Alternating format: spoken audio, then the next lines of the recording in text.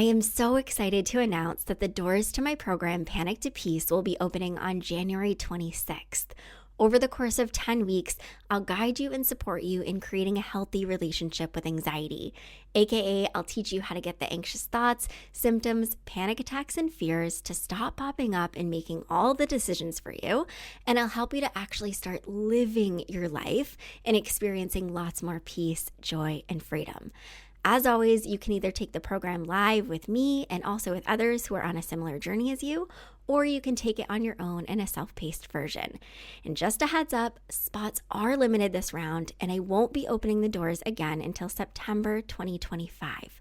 So if this is your year to finally create a healthy relationship with anxiety and reclaim your life, just head to the link in the show notes, jump on my waiting list, and you'll be the first to get notified when doors are open. And you'll get a really special discount. I hope to see and support you on the inside. I'm Shannon Jackson, your host of A Healthy Push podcast. I struggled with anxiety, panic disorder, and agoraphobia for 15 years. Everything used to be hard for me. Even just driving 5 minutes from my house used to feel impossible.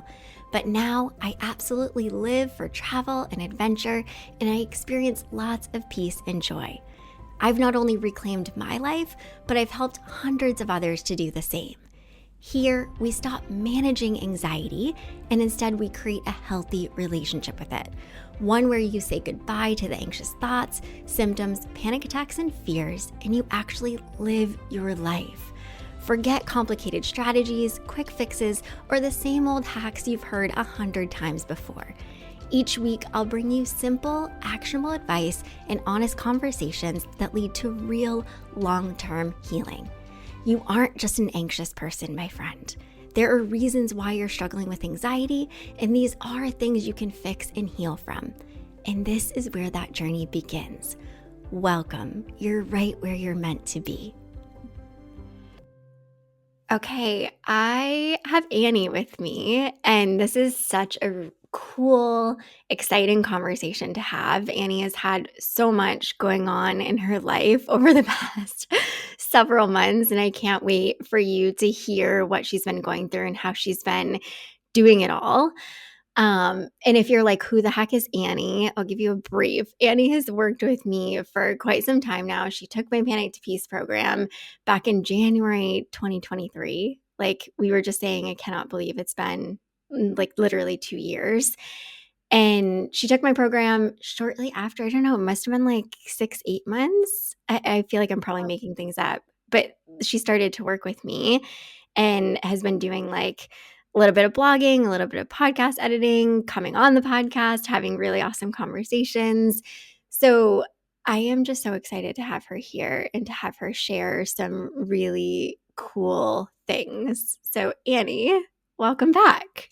Thank you. I know I'm so excited for this episode because it's truly one where I didn't know I'd ever be able to like come on the podcast and talk about this because it was so hard for so long. So it's Yeah. really cool to get to be talking about this today. Oh, it's so cool. So, to give like a brief overview, right, of what we're going to be chatting about. So, Annie was living in California for quite some time, and she and her husband made this decision to move to Illinois because of his work. And this was like a really big move. Of course, a really big move in general, but a massive move, of course, when you're in the midst of navigating a journey with panic disorder and agoraphobia. So let's talk about leading up to the move. Like, I'm so curious. I know obviously you took Panic to Peace. There were so many steps that you were taking. You were working with a therapist after you finished the program. So, like, when you found out this move is actually happening and we're doing this, like, Yeah. what were things looking like at that point for you? So it's really funny actually. It was probably about 2 months into working with a therapist. And so at this point, I was really just starting to get comfortable with going into like grocery stores and stuff again. So that's like the point I was at. Like I was still very much in my safety bubble, if you will, and like not really at even the point where I'm like broadening that. And I still remember my husband, we were like, it was one of those things where I wasn't connecting that it was real, but like we both Mm. I've always had the desire to move back out here. Like, we just love it in the Midwest. So I remember, he basically was like, I'm just going to apply for the job. And worst case, if you're not ready, like, we don't take it. But if you are ready, we do take it. And this was for, this time, whatever, what is it now? December. So this was back in, I want to say, like, March. So it was like a big window of time Wow. that we had. And so we just said, like, okay, like, you can go ahead and try, and we'll see. And maybe in December, just depending on how things go, we'll do it. But at the time, I just remember thinking about that, like, "No, like, I'm not gonna do that." Like, I want to, but I don't know if I'll be at that point, just because I still was struggling so much, and I was taking a lot of the steps, and I feel like at that point, I did know, like, "Okay, this is what I have to do," and my therapist was really awesome, where we kinda just set, like, benchmarks essentially every week, where it's like, "These are things that I wanna try to do," whether it's, like, dropping him off at work by myself, or going to get a few groceries by myself, things like that. And so I think having that every week really helped, where I'm also kind of like, I tend to be a little bit of a perfectionist, where I'm like, I have to make sure I do every single thing she asks. So Yeah. that was sort of like where I was at. And yeah, it's just so crazy that I'm actually here, because that was not that long ago. And the thought of getting on the freeway, even at that point, was like 11 out of 10 on the anxiety scale for me. So Oh, wow. Okay. So was that like one of the things that you worked on with your therapist was like getting on the highway? yeah, so I remember specifically we had a session, and so we would do we basically mainly did ERP, exposure response therapy, together, and like a lot of other things as well. But we basically would either get on the phone together for the session, and I would go do an exposure, or she would meet with me somewhere. And so it was kind of fun. Like, sometimes we'd go to Costco together and sit in the back of the store and wait. And I basically just have a panic attack. And even just doing that sounds nuts, like, but it was having the right therapist really did make a lot of the difference. Like, she felt like a friend at the same time. She was, Yeah. like, similar in age, and, like, whatever, we had a lot in common. So for I still remember, for this car session, this was, a few weeks after what I had just mentioned about we were deciding to move forward with the process of trying to move, but had a long time to go. And she said, "Okay, like, I just want you." I lived pretty close to the freeway at the time, like one stoplight away from the 5 freeway running through California. So she said, "I just want you to get on and go one exit, and then I'll be on the phone with you. It's going to be totally fine. Like, you're okay to feel however you need to feel." And at the time, I remember, like, just the thought of having any sort of anxiety while driving felt so irresponsible and so Mhm. unsafe. Yeah. So I'm not like a huge crier. I have a hard time like crying in front of people for some reason. And I just remember sobbing on the phone to her, like, "I cannot do this." Like, and she was just so understanding. And it was kind of in that moment where I was like, okay, like, having that moment to just like bawl my eyes out for a second, and hearing her just say, like, "Yeah, it makes sense you feel this way. Like, you've already come so far, but you're gonna do this. Like, I know you can." And so I got on the freeway and I went, and I was, like, totally fine, actually. Like, I was anxious, but Yeah. and of course, there was bumper to bumper traffic, so one exit took, like, 15 minutes, and then 15 minutes going back the other way. But just even doing that, it was just those little steps where it felt completely unattainable at the time, and then I just would take one small step, like, "Okay, I'm just going to this stoplight," and then I'd get there, and then I'd say, "Okay, I can go to the next one," and then I was on the freeway, and it was totally fine. So that was the start of it. And then from there, I kind of just focused on, okay, now we're gonna go 20 minutes away, and now we're gonna go drive to a place near me is Oceanside, and there's kind of like this really desolate stretch of the 5 freeway in between there and where I lived. And so we did that to kind of mimic the drive, I guess, like Oh, being in a yeah. remote area. That was something that was really hard for me, because a lot of my anxiety about the road trip came from feeling like I'm in the middle of nowhere, and like, what if I need emergency care? What if I need all of this? So she Yep. helped me with that a lot, but that was really challenging. And even at the time when I did that, I was like, oh my gosh, like, because I was basically like panicking. And I was like, how am I supposed to do this all the way across the country? But I did. So, Okay, we're gonna get there yeah. because it is just so awesome that you did, and you're in Illinois, and I definitely want to talk about all that. But Yeah. I Sure. think it's such a common experience, right? To have so much anticipatory anxiety, right? And then you do something and you're like, okay, like wasn't even really that bad. Did Mhm. you find that to be like accurate with a lot of these things that you were doing with your therapist? Yes, absolutely. And it's like one of those things I feel like when you look back on it, it feels like wasted time how much you anticipate and Mm, fear and everything. And I know it is just your brain trying to protect itself, but it's so funny how no matter what I've done, it's always been worse leading up to it. Just the giving yourself the choice of like, oh, am I going to do this? Am I not going to do this? Should I turn around now? All of that thinking feels worse than doing the actual thing. And that was true of the road trip. That was true of everything throughout all of my healing journey. So yeah. It's definitely. so much of that mental entertainment, and I say that's when we get Yeah. into so many problems, and it's so tough because I think we know it, but you Yeah. don't even realize in the moment how much entertaining you're doing of all the anxious and what if thoughts, and you're just sort of consciously making the decision to worry, worry, worry, and Yeah. it's like there's no amount of worrying that can sort of prepare you and make everything certain and make everything okay, but that's obviously what you're wanting and looking for, which is why you're doing all the entertaining of the thoughts. Yeah. Ugh, So hard. I remember with every like, I feel like this is true for honestly everyone, the anticipation of Mhm. going places, doing things, getting in the car, being whatever it is, it's so much you're constantly thinking, I wanna be okay. I don't wanna panic. I don't wanna feel anxious. I don't want anything bad to happen. Yeah. And you're living so much in that space, which obviously causes so much anxiety and then ultimately panic because your body is like been stressing and anticipating it. And so you're like manifesting that.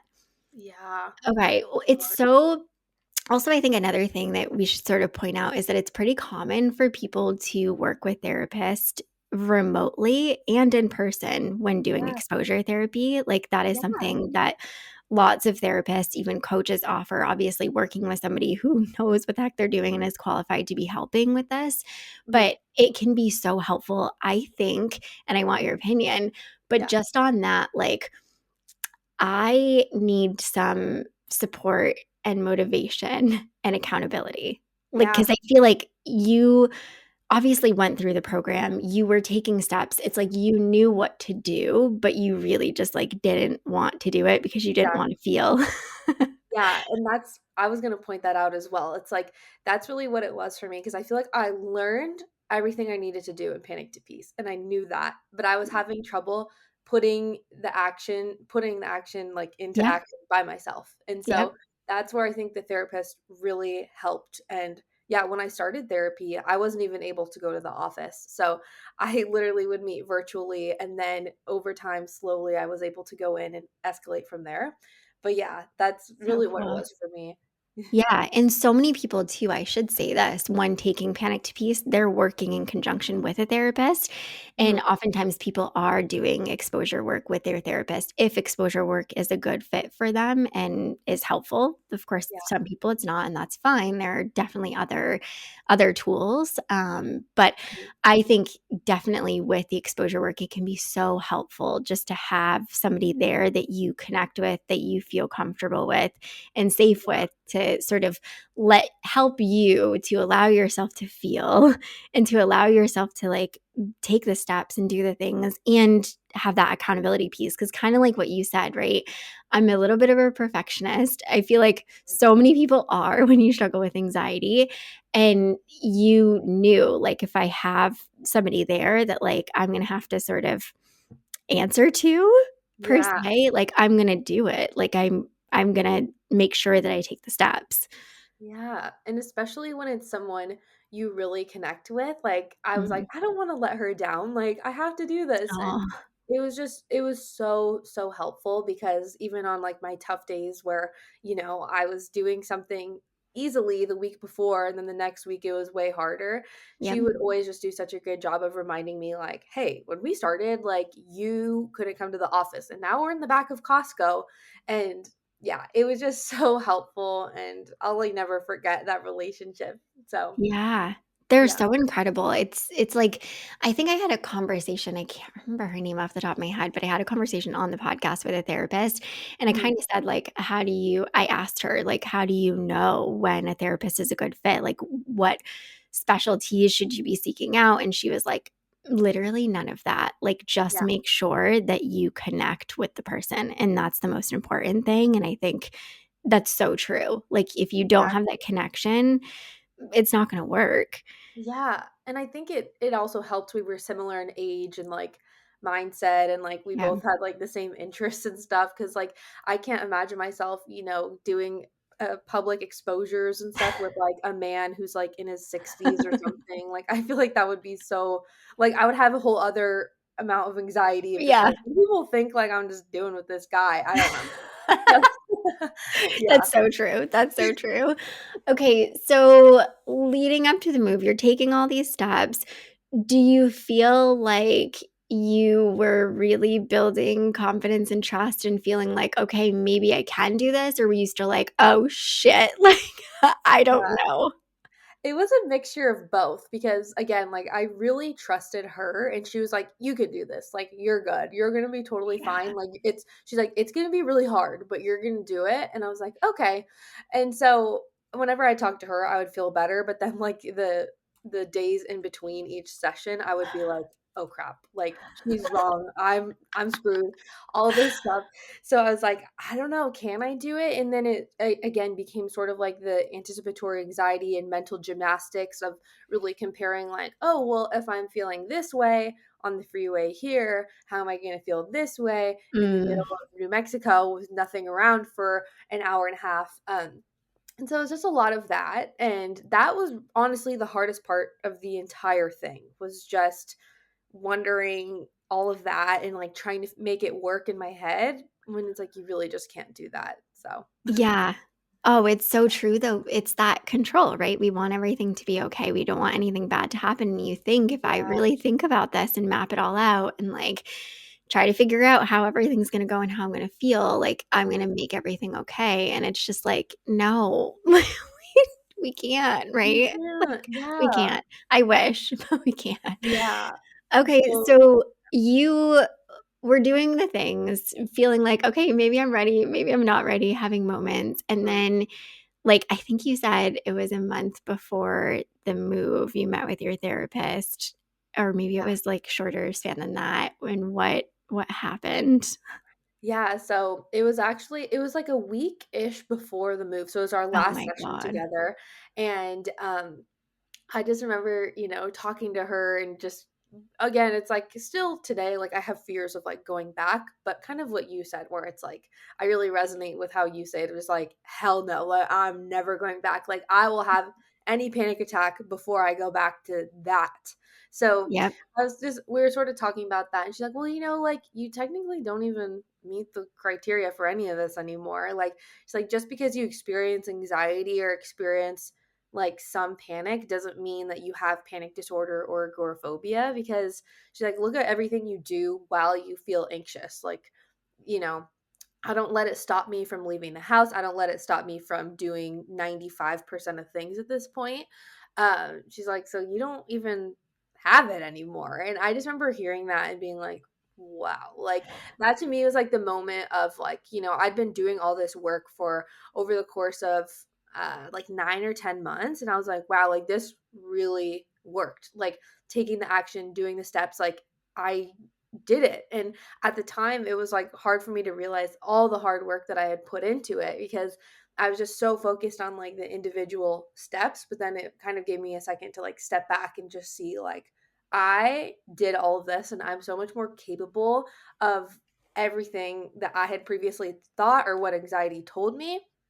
And so just taking all those little steps, like in the moment, it just feels like, why am I doing this? I hate everything. This is so awful. Yeah. And then you get to step back and you're like, wow, this is like so beautiful looking at when I met you and being afraid, having a panic attack, jumping on the first panic to peace call, to I'm about to drive across the country to the house I just bought, and like, how did that even happen? Like, crazy. Insane. Yeah. Insane. Yeah.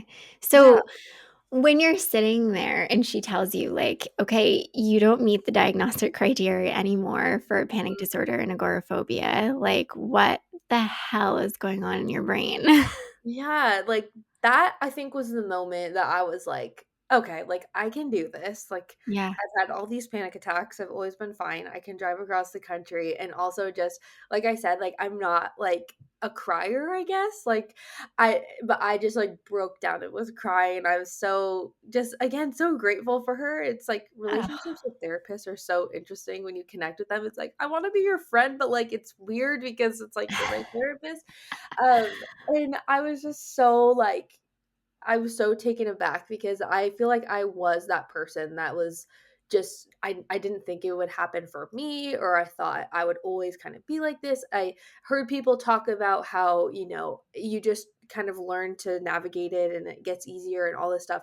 And I was just like, maybe that's not me. And so to be in that position on the other side of it was just so surreal because this really was like so debilitating for me. Like, Mhm. my husband came home early from his deployment because I couldn't get groceries. I couldn't get the mail. I couldn't do all of these things. And just to be able to live life normally, it's something I don't take for granted. And I feel like it does kind of feel like having a new lease on life. Like, even just the smallest things make me so excited now. So it's Yeah. really cool. Really cool. Oh, it's so cool, and it does, it gives you a totally different appreciation and just changes, honestly, the Yeah. way that you approach everything, life in general. Yeah. And, like, I love how you said, so much of what you said, I know people can resonate with. Like, I feel like, maybe I'm always gonna be like this. Maybe I'm always Mhm. gonna struggle. Like, am I ever really gonna get better? And of course, Yeah. it's so hard to see it when you're in it. Like, So hard. it's so hard and it's so easy to convince yourself, like, yeah, I'm never going to get better. Like, the smallest things are so hard for me. But, like, truly, I say this all the time, and I know people are probably like, okay, Shannon, shut up. But, like, those small, consistent steps, like, they are honestly what will always do it. And the steps look differently for everyone. Like, they Mhm. don't always look the same. But I'm just so glad that you found a therapist that you really connected with and she helped you and reminded you. And I think sometimes it's what we need. And I think that's why a lot of people join the program. My program is because they need somebody to remind them and tell them, like, no, no, no, you can do this. Like, you're not going to struggle with panic disorder and agoraphobia forever. Like, you can live a completely different life and you're going to, but, like, you got Yeah. to keep committing. Like, you've got to keep recommitting literally every day, especially when things get hard. Yeah. So, how was the actual move? Yeah. Driving across country. I mean, I say across country, but, like, you drove a good chunk across the US. Yeah. Yeah, so I know you know Shannon, but just for everyone listening, so I also had a lot of animals. So I had 2 dogs, and over the past year, I kind of was just unhinged and turned into a crazy cat lady, and Unhinged is right, Annie. Like, you were unhinged. I know, and Shannon the whole time is just like, "Annie, what are you doing?" Every So time I talked to you, you had accumulated a new cat. I was like, "What is happening?" I'm like, "Shannon, I have to introduce you to someone." Yeah, so, the apartment I was living at just had, like, a lot of cats around, and I'm just, like, a sucker, basically. I have, like, too much empathy, basically. It's, like, what my Yep. therapist says. Like, I'm, like, hyper empathetic, and so every time I saw one, I'd be like, "Oh, it's okay, you can be my baby now." And even one of them was, like, completely feral and eventually turned out to not be feral, but that's beside the point. So I also accumulated 4 cats. We're moving across the country with 6 animals, which adds Oh, a whole other layer of anxiety, but uh-huh. it was funny because my therapist was like, "I'm not gonna tell you, not to do that," but she's like, "I think it's good you're living your life based on your values if you wanna do that, like, don't let anxiety get in the way," and I was like, "I guess that's one way to look at it." So yeah, we, like, had to rent a car that wasn't our own. We got this, like, big Ford Explorer and put them all into it, And just leading up to it, I should also backtrack actually. So we bought a house that I had not seen. My husband went out to go see it. And so it all worked out thankfully, Oh but my that was like a month before. And so that was an added layer of anxiety because I was like, I'm a homeowner now and I haven't been there. And now I like have to go. Like God. I had to go, but my house is over there. Yeah. So, yeah, that was kind of weird. And then I just remember like waking up because we left really early in the morning. I remember waking up and just being like a wreck kind of, but I went with it and I really took it in small pieces and um we got on the highway and I just like felt sick and like ugh. And then eventually I was like, wait, I'm like, 2 hours away from home. Oh my gosh, like and just feeling like I was getting farther and farther. And after a certain point, I was like, well, I'm like already here, so we're just gonna keep going. And this is the weirdest part. I don't think I told you this, but I didn't have a single panic attack. Like not one time, like not even anything above like 5 out of 10 anxiety because I was just like, wow, like this is so cool. I'm doing this. I'm going to my house. And so Oh that my was the most unexpected thing for me is like, yeah, we did this. This is what, like a 25-hour drive or something. We did it in like 3 days. So it was a ton of driving and it was like fine. Like I don't know. I think it's again like how we've been saying, like the anticipatory is so much worse because once I was on the road and taking the steps to get there, it was just like cool. Every hour it goes by, I'm an hour closer. And another thing I mentioned is like my biggest fear was the middle of nowhere, which is like kind of funny because like you're not really that like whatever, but in my head it was like you're nowhere. yeah. So one of the things like my therapist had me do was look for like a fun place in each stop and like create a Oh, fun cool. thing out of it. So like one of them was like I got a magnet every time we stopped for gas, and so I have all these weird magnets now and like looking for a fun coffee shop because I love coffee and every time we stop somewhere. And so that made it fun, but like we didn't focus on looking at the actual route. Like I didn't look at it on a map or anything like that. Obviously I knew how I was getting there and stuff, but I think that also helped because I remember specifically one point we like had just gotten to like the rural desert of New Mexico and there's like really not a lot out there. And so I was just like, oh, like here I am in this place that I've been so afraid of. And then it was funny because I was like, wait, it's actually like kind of peaceful. Like if I want to have a panic attack, I can just have one. Like no one's even gonna really watch me. Like it's just like worst case, it can pull over and get some fresh air. But like, yeah, there's just like nothing out there. And then, after that it was fine. And I didn't really even have an issue with that. I just said like, okay, like this is where I am. I'll just turn on an audiobook and I have everything I need. So it was crazy. And then once we pulled up to our house, I think it had been 3 days of driving. I just like broke down crying because it was Oh, almost sort of like a symbol of like, wow, like I am here. This is my house. Like this is like the ultimate reward for like everything that I've done.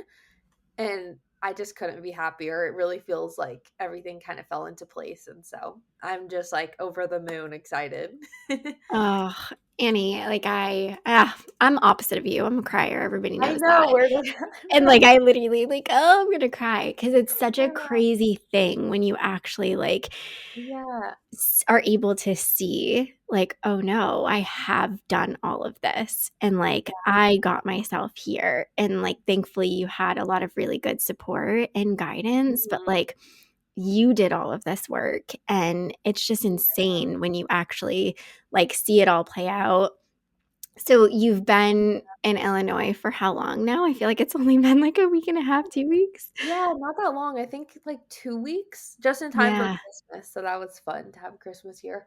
But yeah, crazy. not that long. And so I'm just so grateful like every day that I'm here. It's just, I don't know. It just really feels like my pace of life. I think just being Yeah. here feels like a breath of fresh air because it's like just slower, it's more relaxed, there's no traffic. So I'm loving it. And yeah, like anxiety has still definitely been there because my brain is still, in the process of healing from all of this. And Oh, so I think that's something I didn't expect is, your brain's like looking to create sort of like a safety bubble, I guess. in this new place. And so I feel like, yeah, that has been its own challenge of like just making sure I'm pushing against that, but Mhm. nothing compared to what it used to be, because now I know like very deeply within myself that I am okay. I can panic anywhere. I can feel Mhm. anxiety anywhere. And it is like sure as hell not going to make me go back to what that was before, because I Yeah. feeling anything, feeling anxiety, feeling panic is 1,000 times better than not taking the action and feeling the regret and the Mhm. ickiness, feel knowing you're avoiding, I guess. Does that make sense? Yeah, yeah, So, knowing you're not living your values, right? You're not living life how you wanna live it, and yeah, I think that's such a huge motivator for so many people of, like, I am not living life the way I want to, and yeah, I want to make changes, and that's, like, one of the very first things that we talk about in the program, and, like, yeah, you outlining why you're here, why are you're doing the work, and, like, what are your values, because you have to keep moving toward that because, of course, you're a human. Like, we don't want to feel uncomfortable. We don't want to feel anxious. And your brain is going to do all the things to like yeah, keep you sort of in this quote safe zone. But like, no, we don't want that, yeah, right? Like that is not comfortable and doesn't feel good. So yeah. I am just so freaking happy and excited for you because I feel like you had talked about this for like a year before it happened. Like you Yeah, knew you wanted to move. Like you knew you didn't really feel like aligned and like yeah, truly happy in California. And it's just such a cool thing when you like let yourself go there and say, well, maybe we could actually move back. Maybe we could do this. yeah. And Ugh. so I feel like anyone listening, that's what I want them to take away from this is like be okay with thinking about, having it be an idea in your mind, because Yeah. that's all it was to me. Is if there's something in your life where you feel like, oh, maybe I would like to do that, let it be a possibility, because Yes. for a long time I didn't. And then once I did, it slowly became like, I can do this. And it has made my life so much better. So, yeah. Oh, I love it. And I love what you just said. It is like it's you've gotta let the things be a possibility, the Yeah. big scary things, and you've gotta let recovery be a possibility too. Yeah. Like that is Exactly. so huge because I think so often we don't give ourselves that opportunity to look at our lives and think things could be drastically different. Like I could live this big, bold, beautiful life that I want to live and like actually letting yourself go there it's Ugh. a huge part of the process. Yeah, and just one other thing, like I was unpacking and I came across my Panic to Peace binder from 2 years ago. And in the workbook, like one of the first things we do is like discuss our why, basically. And mine was all about, just like living my life to the fullest, being able to enjoy it with my husband and do anything we wanted together, and be able to move to Illinois and buy a house. And so it was just that again, not very emotional, but I was, Insane. like, tearing up just looking at that, being like, "I'm reading this binder that I printed out 2 years ago thinking I would never leave this apartment, and here I am moving into my house in Illinois," and it's just so cool, and you're such a big part of this whole thing, and I just can't thank you enough too, because without you, I wouldn't have had the building blocks to do all of this, so Oh my gosh. Well, I am just so,